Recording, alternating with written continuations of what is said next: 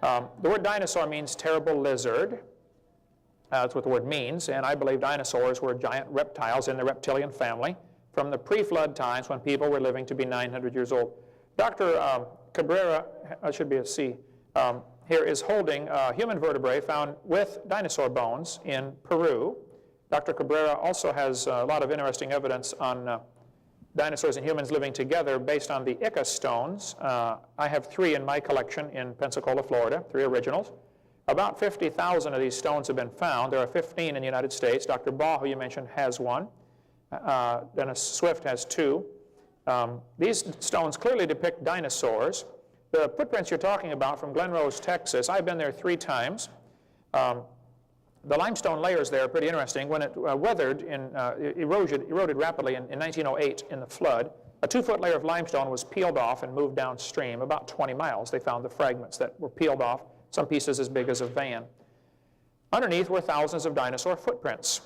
So they made Dinosaur Valley State Park. It is still there today. It costs $5 to get in. Well worth going to see. Go in July or August, and you're probably going to have the river dry, and you can walk in the footprints much easier. During the 30s, in the Depression, the sandbags were set up to block off part of the river. It's not a very deep river, normally a couple of feet. And they pumped out areas, and they chiseled out large blocks of tracks to save them in museums. American Museum of Natural History got a large block of tracks and built a dinosaur on top of it. Here's Tom Pendley, the famous photo of him sitting in the dinosaur footprint. Roland Byrd is the one who was in charge of excavating the tracks in 1930. He was an American Field Museum explorer. He said he saw clearly defined human footprints with the dinosaur tracks, 15 to 20-inch long human footprints.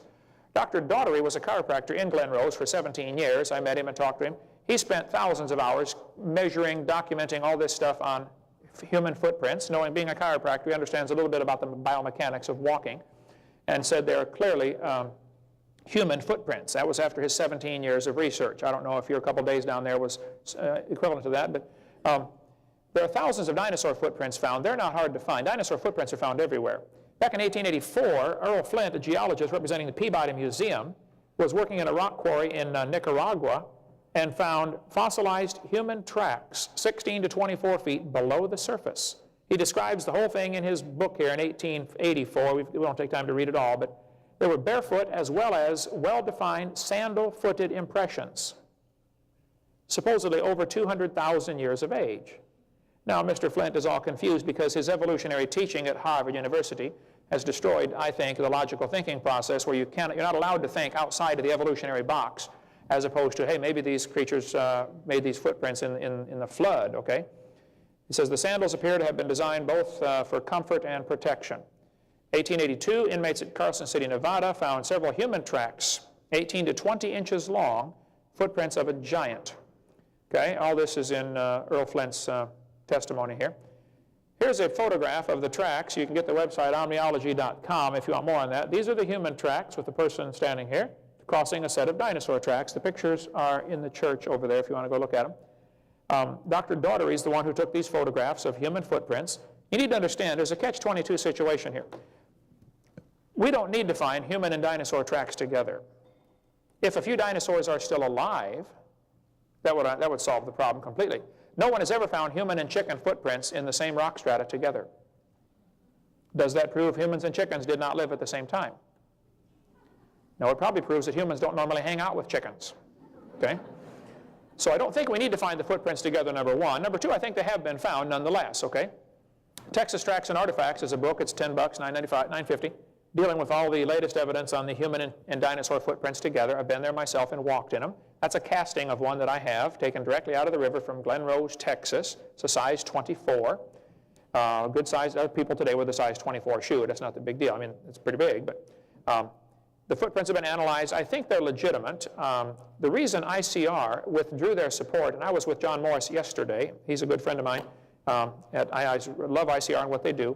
He wrote a book called Tracking Those Incredible Dinosaurs, and then he withdrew the book from publication, or from sale, because one of the footprints that was real clearly a human footprint at first, when it was first discovered, as it eroded away, it grew 2 more toes and became a 3-toed dinosaur footprint.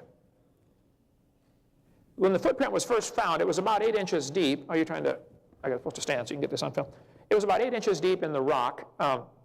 as the erosion destroyed it, okay, when it was first discovered, you could actually see the dermal ridges. That's the toes equivalents of fingerprints, okay? You could see them very clearly on the toes. This was obviously a footprint.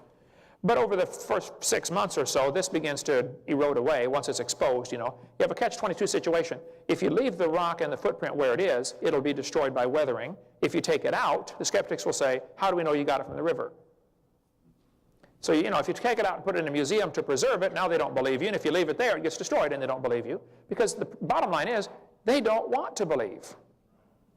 Doesn't matter what you showed them, okay? So,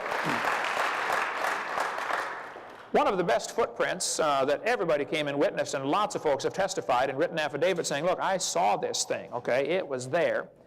As it eroded away, it became a dinosaur footprint, three-toed dinosaur track. And somebody said, well, maybe the center part that you thought was a human footprint 5 years ago was actually just a pad on the bottom of a dinosaur footprint. We don't know if they had pads or not, but maybe they did. Okay. Well, another obvious explanation might be the human stepped in the same footprint after the dinosaur was there. The mud squeezed in, obscured the outer toes of the dinosaur. As it eroded away, it exposed those two toes that were there all along. So it was both footprints all along. I talked to John Morris and I said, Dr. John, why did you withdraw your support of this footprints? I've been there 3 times, I've walked in them. He said, listen, I'm not saying they're not real. And I kind of suspect they are. Dwayne Gish, one of the founders of ICR, 82-year-old, his wife died 2 weeks ago, a very good friend of mine. He writes lots of books on creation evolution. He has been there numerous times, and he and Henry Morris differ on this. Henry Morris takes the more, and John Morris take the more conservative stance and say, well, we're not really positive, we can't prove it, so let's just not mention it. Dwayne Gish says, look, I've been there, I'm convinced. So John Morris did not say, we don't believe they're legitimate, he just said we can't be positive, so he's erring on the side of caution. So it would not be correct for you to say, ICR has said they are not footprints.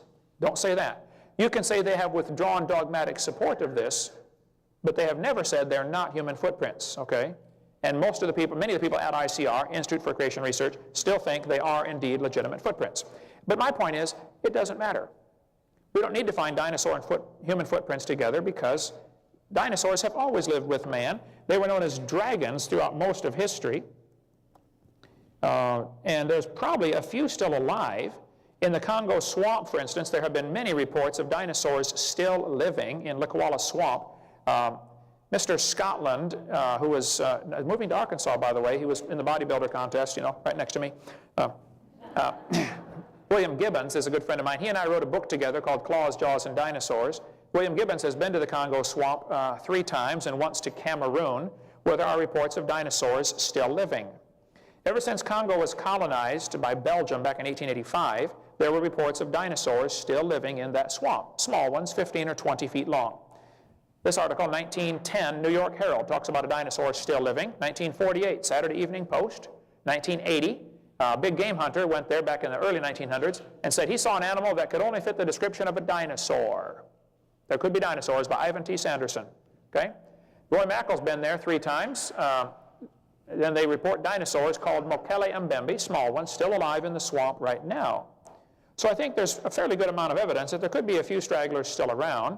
Eugene Thomas, missionary, was there, a friend of mine. He's in Ohio now, retired. He was for 42 years in the swamp as a missionary. He said, oh yeah, I had 2 pygmies in my church that killed one and ate it. For sake of time here, since they're giving me the 1-minute warning, I'll just try a couple of other examples. We've got plenty here. 1925, this animal washed up on the beach in California. That's the head. Here's the mouth. Here's the eyeball.